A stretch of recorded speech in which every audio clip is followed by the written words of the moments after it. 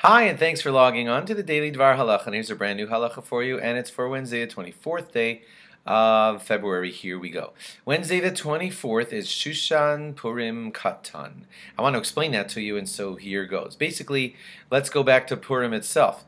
The Purim itself, you know that Haman's decree was that he was going to try to wipe out the Jews by a lot, a pur, hence the name Purim.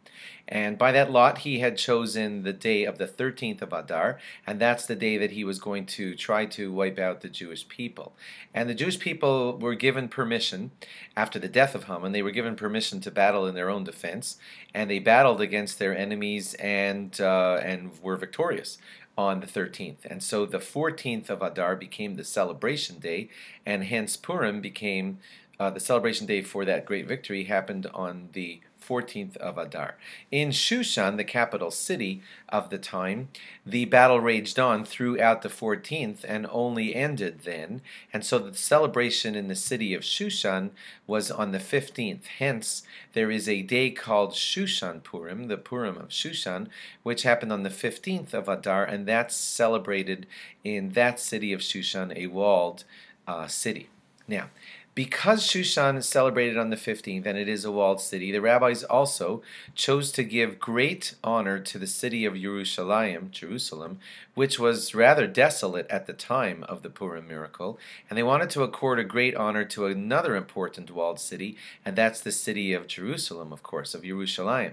And so they decreed that all cities walled since the days of Yehoshua when he entered Israel, which is like the city of Yerushalayim, all those types of cities should read the Megillah on the 15th of Adar, just like in Shushan they would read the Megillah on the 15th of Adar. And so on Shushan Purim, cities like Shushan, if you're there, or Yerushalayim, where many, many Jews are blessed to be there right now, they would read the Megillah also on the 15th of Adar.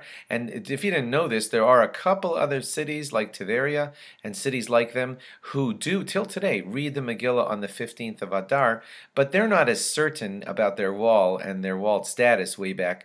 So only Yerushalayim reads it for real on the 15th of Adar with a bracha and everything, and it's the set only day that it's read in the city of Yerushalayim.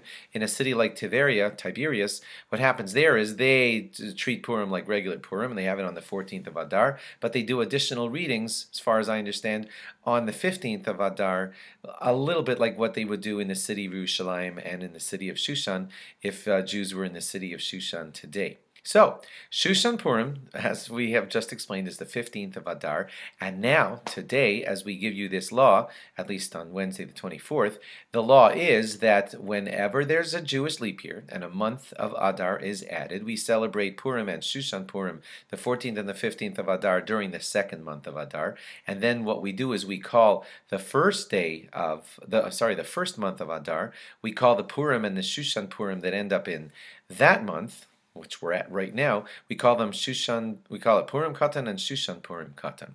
So now you know the background of it. How does it affect you on this day of Shushan Purim Katan?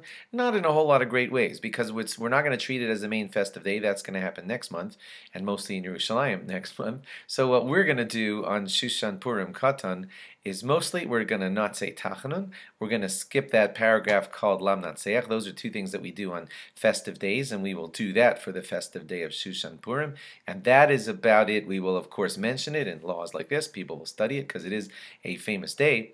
But you won't be giving out Shalach Manas, you won't be saying Al Anisim, you won't be reading the Megillah, you won't be having an extra Suda, although some people did that a little bit on Purim Katan, but on Shushan Purim Katan, none of those laws will apply. Thanks for logging on. I hope that all made sense. Log on again tomorrow for more. Bye-bye.